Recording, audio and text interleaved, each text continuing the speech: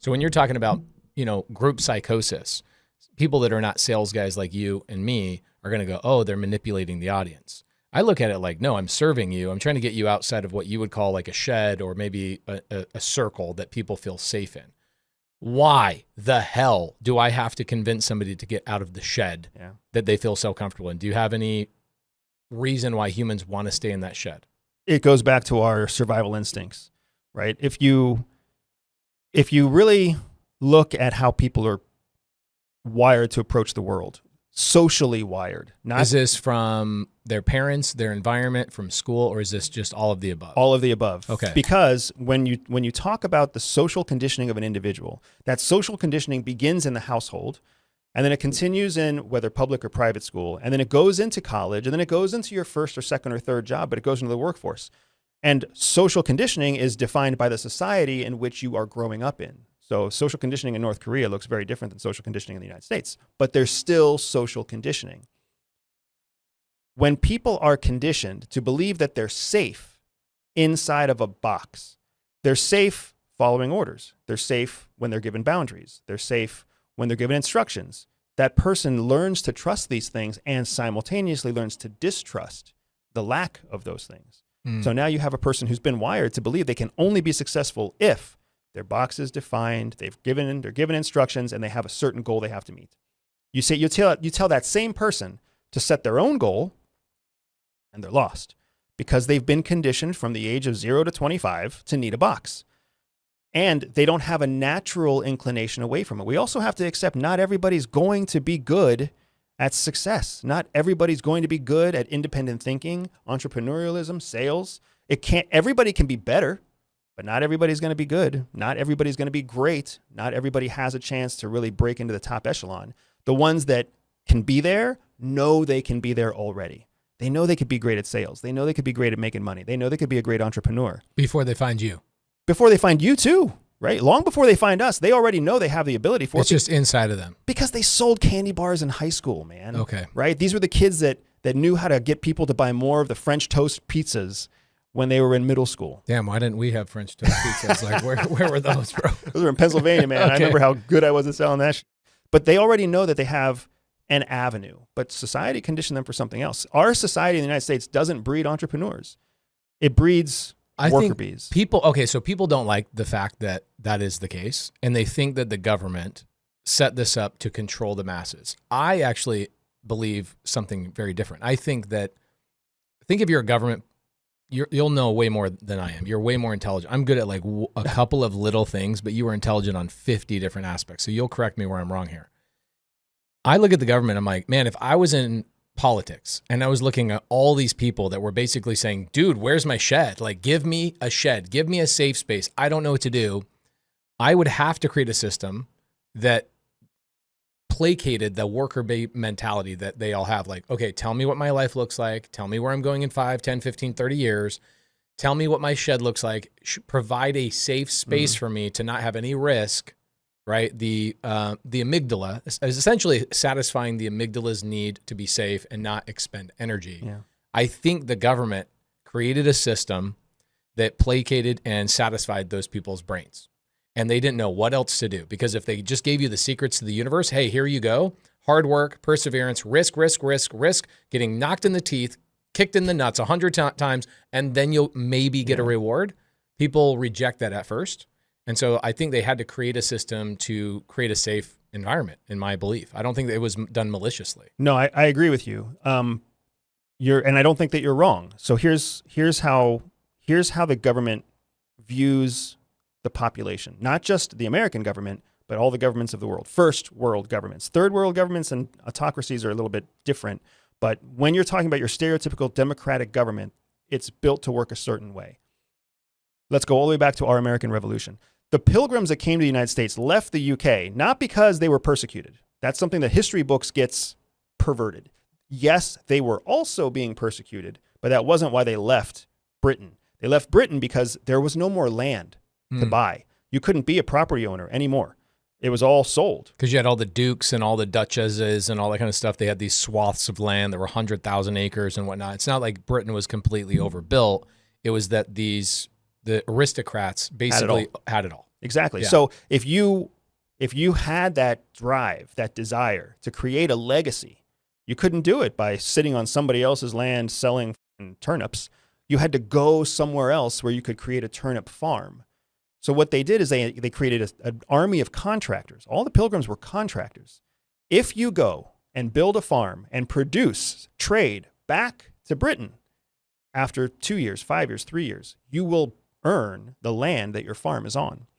That inspired Oh my God. thousands to say, we can escape persecution and have freedom and build wealth that we can control in the new world. Let's go. And thousands of them came and thousands of them died. But the ones that survived created farms. They created homesteads. They created trade amongst themselves, all with an eye of creating value that went back to Britain. And it did go back to Britain. And that became the shed. That became the safe space. That became the box that the world worked in. As the colonialists continued and Britain started going to war with its French and Spanish neighbors, it started needing more from us than we could create.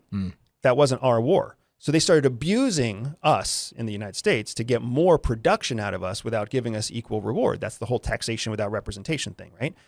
Still, people were in their box. They were like, this is my land. I don't want to lose my land. So what our forefathers had to do was create a second box. They had to create a different shed. In the sales world, we call this an opportunity shift. You can't create a undeniable offer if you just try to tell people that they're going to get the same thing they're getting, but better.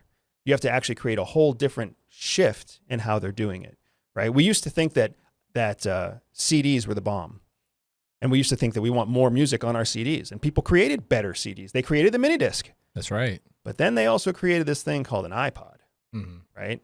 Something, an MP3 player. The mini disc never took off, really. It was like, it's the same, but better. Correct. But what you're talking about is the iPod is like, no, it's completely different. Completely different. Completely different. And even though it wasn't in some ways as good or as convenient as a CD, it was better. It was better. It was different. And that difference is what drew people to it. And the opportunity is what drew people to it, especially the early adopters of new technology. They're just naturally attracted to what's different. What if it's revolutionary? What if it's cutting edge, right? And then that went on to become the music in your phone. And even the MP3 player went the way of the dodo bird. And it's going to keep changing that way, right? We've learned that if you want exponential sales, you need to shift the opportunity, not improve the same service. You might have just made me $1 million today, bro. I'm telling you, literally, I have an offer that's getting launched today, and I have to text something to myself because this is like, I have to remind myself. I have 5,000 people showing up tonight, and I've got an offer on something. And I was fighting this urge where my team, I'm the visionary, so a lot of times I have the vision, I can see it in 4D, Technicolor. CIA believes that all people are born with a spy secret superpower. For some people, that means they can win deals. For others, they can spot liars. Some can even seduce lovers. I built a free 3-minute test to help reveal to you exactly what your secret hidden superpower is. All you have to do is click on the link in the description below, take the test, and start using your spy superpower to stay ahead of 99% of people. They can't see that. And so they'll come with their opinions and their ideas, and you somewhat have to trust them. But then you have to also remind yourself you're the visionary. You're the visionary. And so I was trying to create something cutting edge. What we fought on was, no, let's improve the existing thing. I'm like, no. I want something new that nobody's ever done before. And essentially, you're convincing me to create the new shed. I'm just convincing you to trust yourself, man. Yeah, that's right? so good. And now what you end up having is people are forced. It's artificial, but subconsciously they feel forced to pick between this safe box or this safe box. And that is the American Revolution. People choosing, do I stay in this box where I'm getting abused and I don't see the future for myself going the way I want it to go, or do I jump into this other box and join the revolution? I imagine how well you define this box, this new box, is essentially the sales mechanism that gets people to convert into that thing. Because if you're like, yeah, it's this ambiguous circle and you can be free. Human beings don't want that. They want, no, tell me, what are the 4 sides? How tall is the ceiling? How many people fit inside? How many people fit inside? What's my role inside of there? When does the door close to the box? Yes. They want to know these things. They want to know these things because the sales decision is theirs. They control that. or they want to believe that they control that. What they don't recognize is that you and I control the incentives. Dude, how can people hire you for this? This is honestly, for a company, we do, $100 million between our 9 companies yearly, and you would take me to $300 million a year. Let's do it, man. That's exactly the place that I love to serve. Like, how do people hire you? So on my website, you can email me directly. You can find your way to my contact form. People reach out to me on social media. People reach out to me. If they just email me, Andy@everydayspy.com, people figure that out and they just email me direct. And then, of course, there's word of mouth. Okay, but you've got like one-on-one stuff, and you've also got group stuff, right? Correct. Okay, and the group stuff is in what format? Is that on Zooms? You guys are doing trainings? What are you doing? So I've got kind of 2 different groups that I work with. I've got the groups of people who are already running $5 million businesses or more, and they fall into my business intelligence mastermind. And we meet monthly, and it's a live Zoom, and we actually go through everybody's company and what everybody's doing, what's working, what's not working, and we apply these techniques in real time. So August 15th, we have a conversation. By September 15th, the expectation is that you've implemented changes from the August 15th conversation. So it's a group that keeps each other accountable, right? And then I also have a self-service group setting where we'll talk once a month in a group, but it's not like I talk to everybody. It's a me talking to almost like a auditorium online. We've got a lesson, we've got feedback, and then they talk to each other in their own private community on our private platform called the Safe House. So those are our 2 big group endeavors. And it's because the Safe House, bro. That's so freaking genius. And it's just like we're talking about here. It's because there's a big difference between the person who hasn't made $1 million in business yet and the person who has, especially the person who has made $1 million and is on track to make 12, 15, 30, 100. Very, very different person with a very, very different business. You got lots of people out there working very hard to make $350,000 a year. And they're just looking for that breakthrough idea. They're looking to jump out of one box and into another box, but it takes time to cultivate that person. Right. And that makes sense. You've got to uncondition or recondition everything they've been taught. And that takes time. Even if they're willing, they can't recondition in a day. Where you and I are, we send a text message and make $100 million. Yeah. Make $1 million. You'll make me an extra $1 million tonight just from hanging out with me today. And that's as good of a testimonial as I could ever hope for right there. Yeah, I can only imagine people that get some one-on-one time with you and can actually lay out some of their personal things like, hey, I'm launching this thing, or I'm doing this thing, or hey, I want to go back and improve this product because in 2020 it crushed, but now in 2025, the advent of at least the adoption of more AI instruments, this product no longer works as well as it did 5 years ago. I want to da-da-da-da. I imagine people that work with you on those very specific ideas, they become unstoppable. Yeah. Because you understand the psychology of all of these humans. I think marketers or salespeople or business people in general, we get to a point where you kind of understand why something worked or why it didn't. But we're so busy running forward that we never stop and go, wait, why did that work? Yeah. We think it was like the color of the graphic or the this or the that, and it rarely is. It's all human psychology, right? Yeah, it's understanding the human experience and how that experience is perceived by your target, right? And understanding that there's an element of targets being individual, but also targets being part of a mass. It's K-pop Demon Hunters all over again. Freaking gangster movie. Movie, right? So my kids are obsessed. I'm sure you have a 2 and a 6-year-old. I actually have, my kids are much older now. I have a 8-year-old and a 12-year-old now. Holy moly! Yeah, it's all good.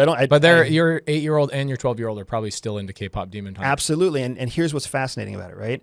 We watched it maybe the first week or 2 that it came out. It was still new. My daughter was into cartoons. We were on a family trip and we were like, "What's this thing?" And it probably has music, so let's listen to it, right? I remember falling asleep the first time I watched it because I was so tired from the family vacation. I remember thinking, it's kind of a cool movie, and then you fall asleep dad style, right? The phenomenon of that movie as it's gone on, how many people have watched that movie only because somebody else talked about that movie? Like 90%. And that's a perfect example of one to many. Yeah. It's not that they were advertising it. Now you go to fucking Times Square, and it's an advertisement on a screen in Times Square. Yeah.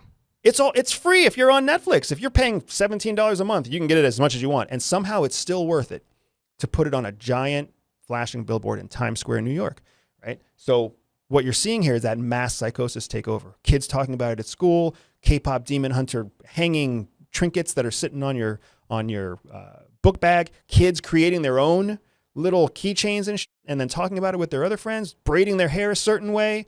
Unbelievable, man. Yeah, I was with my daughters the other day, Chick-fil-A, pull up, listening to Soda Pop, their favorite song, and the girl in the drive-thru starts dancing and singing the song. And I was like, gosh, damn, like, how did they do this? Yes. They're so genius. I mean, it's catchy. The production value is incredibly, the story is also very, very good. It's compelling. They put a lot of money into it. It's a quality product, basically. They didn't know it was going to be as great as it is. Right. But they put enough effort to give it the legs that if it wanted to run, it could. And they also, I'm sure that they understood a lot of the human psychology behind why people love music, what's catchy, what's not catchy, how do we align this properly. They know storytelling and character development, and they understand you have to have an evil thing that's coming after the thing, and then there's a love thing that's involved. Like, they understand what human beings love, so they put it all into one package. And that's what happens when you understand what you teach, which is, if I understood everything that you taught and I worked on those skills and those resources and I applied that to what I am already doing, oh my gosh, it's like an atomic bomb. And that's, for me, that's why I do what I do. I joined CIA because I wanted to have an exponential impact. I wanted to be one faceless, nameless person who had the ability to possibly redirect history. Wow. That was my goal. That was my drive. That was my ambition. Right? I think of CIA people. I'm sorry if anybody's in this. Are you in the CIA? I'm not sure if Adler might be in the CIA. I look at anybody in the government as a bunch of idiots. You're not wrong. Like, I listen to you. I've been a fan of yours for a year and a half. And I listen to you. I'm like, this guy should have never gone to the government. You're too smart for the government. And I learned that inside of government. And that's why I left government. And to be fair, there's a lot of very smart people who are inside government. They just haven't grown the courage. They haven't taken the risk. They don't have a new box. They don't have a new box to step out into yet. Now, you created a box that you stepped out of, right? There's people like you, maybe even myself, that I don't know, had to have come from childhood or something. I don't think it came from birth. It had to have come from our environment, that you, maybe in some weird way, you knew when you were in the government that you were going to leave the government at some point, and you also crafted your own box. Is that right? Yeah. So, and it's 100% tied to my childhood. So for me, a big part of what drove me to government was how I was raised. I was raised in a family, like extended family, that were all military veterans. And I went into the military, and everybody's definition of success came from your title at work. Yeah. It came from how much money you made. Your pension. All of that. That's how it was defined. What tier you were at. I hit this tier of pension. I've been here this long. I've earned this thing, blah, blah, blah, blah, blah. Yeah, I all my friends that have people in the military, I'm like, you guys could just go build a business and get benefits that way, right? And that's what's crazy. I mean, even in my own immediate family, I remember my mom and dad comparing themselves to their friends and family based off of job titles, company sizes, salaries, 401ks. It was unbelievable. And I was like, you were conditioned to believe in that. Exactly. So I followed that path all the way from high school to college, from college to Air Force, from Air Force to CIA, just looking for the bigger title and the bigger chance to make the bigger impact. Because what could be better than being a CIA officer? And one day when I'm retired, I'll be able to tell everybody I was a CIA officer. And then that's gonna trump all my cousins. That's gonna trump my mom and dad. Like, that's gonna win everybody's pride, right? Well, then I'm inside CIA, and inside CIA, I start to learn I'm just another disposable resource. Like all the CIA officers there are disposable resources with a pipeline. Granted, it's 16 to 18 months long, but a pipeline of thousands waiting to replace us. And meanwhile, at the top of the food chain, you've got a less than 2% attrition rate, because people who have been there for 25 years don't want to leave. Because what the fuck else are they going to do? For you, that's like second part of the pipeline. How are you going to get into that position? Correct. So it's now blocked. You start seeing yourself getting pinched in this career path, and you start to see the lie for what it's always been. It's almost like the shed is like coming down around you, and you're like, oh shit, I need to get the hell out of this shed, right? And what's amazing is CIA teaches us how to create an artificial safe zone for our assets, for our targets in the field, because, I mean, quick tangent, treason is espionage, and treason is sales. If you want to get someone to start spying against their country, you've got to sell them on the idea of becoming a traitor. Yeah. That's a hard fucking sell. Bro, did you ever watch Homeland? I watched a few episodes of it because I've heard so many people talk about it. I'm like, she's such a great salesperson. She's just selling people on espionage. Yeah. Yeah. And that's a very, very hard sale. But what happened for me is I connected the dots. I saw that what we were doing to foreign assets is the same thing that CIA leadership was doing to us inside CIA, convincing us that we were safe when we weren't safe. Like you are literally going to age out at some point. There's going to be a cap on your salary. And depending on where you are when that cap hits and how many years you've spent abroad, that's going to determine your pension. And that's why there's a 2% attrition rate, because everybody needs to work their whole life because they've been a government employee for 30 years. Do you think that sales is also not just creating a new box, defining the four walls, the ceiling, the floor, the safe space? It's padded walls. It's this, that, and the other. Here's the door. It's going to close at this time. And this opportunity is blah, blah, blah. And only this many people can fit in this box. Right. That's a big part of it. Is also part of it essentially attacking the existing box there and saying it's shrinking. It's coming down around you. They're throwing more people in it. You're going to suffocate. You're either going to die in there or you got to go and get into this more safer box. So the term that we use at the agency is called incentivizing. So rather than attacking, that's a really nice word. Rather than attacking the other box, you want to incentivize them, the target, to see the difference between your new box and their current box, and ask them open leading questions and present priming information that allows them to come to a predictable conclusion about the fact your box is already shrinking. Your box is already on the decline. Your box is already phased out. Let's make another $1 million, man. Hold on, dude. I'm telling you, like, holy moly. I can't even imagine the clients that work with you.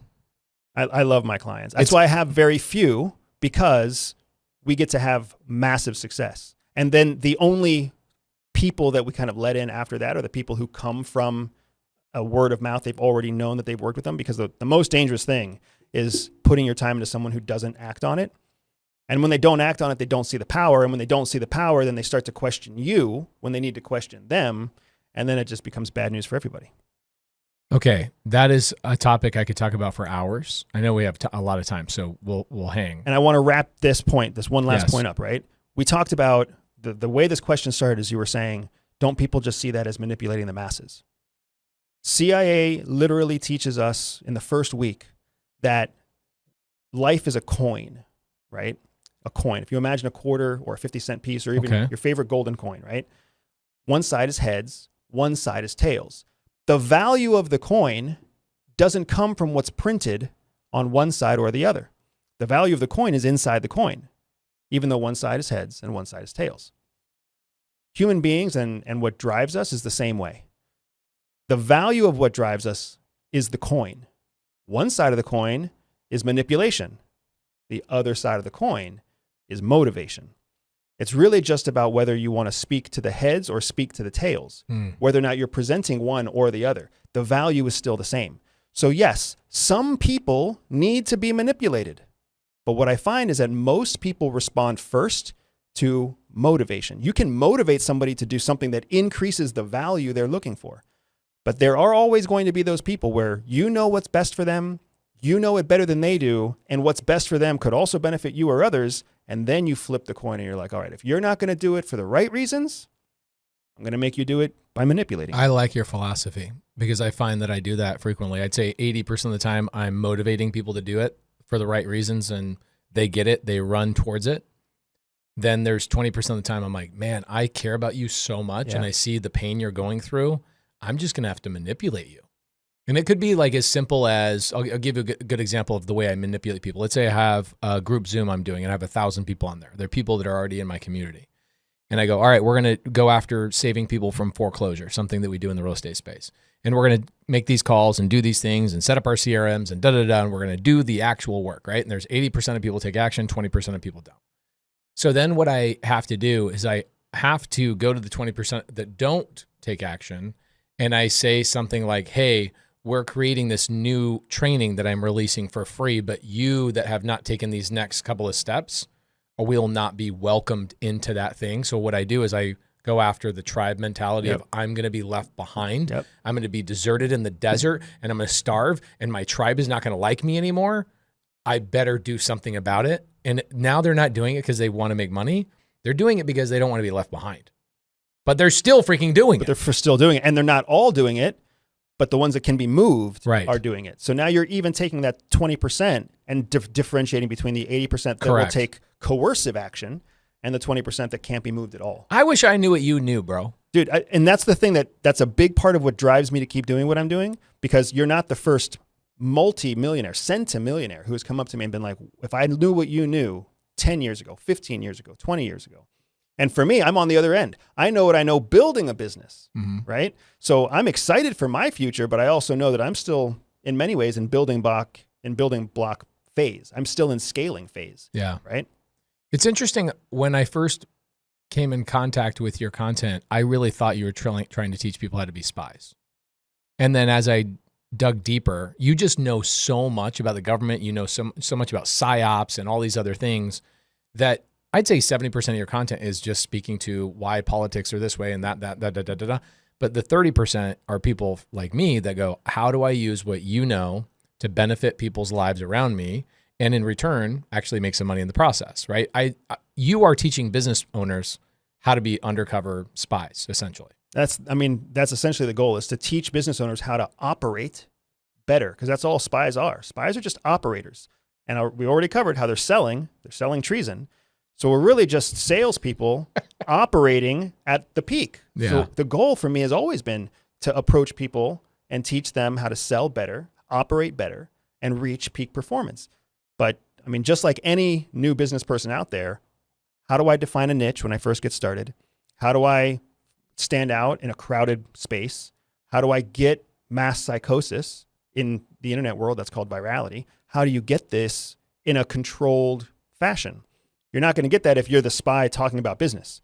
But if you're the spy talking about spying, you're the only ex-CIA officer out there saying, I'm ex-CIA. If you're the only person out there telling the truth about how the government works and how spying works, and saying it unabashedly, because I'm not ashamed. I'm not ashamed that our government manipulates us. I'm not ashamed that a surveillance state is the ultimate predestined solution to a true democracy. I'm not ashamed of these things. I already know them to be true. So I'm going to tell you what I think is true. And then once you see that I tell you the truth about that, you're going to start listening to what other truths I tell you until you let me tell you about your fucking business.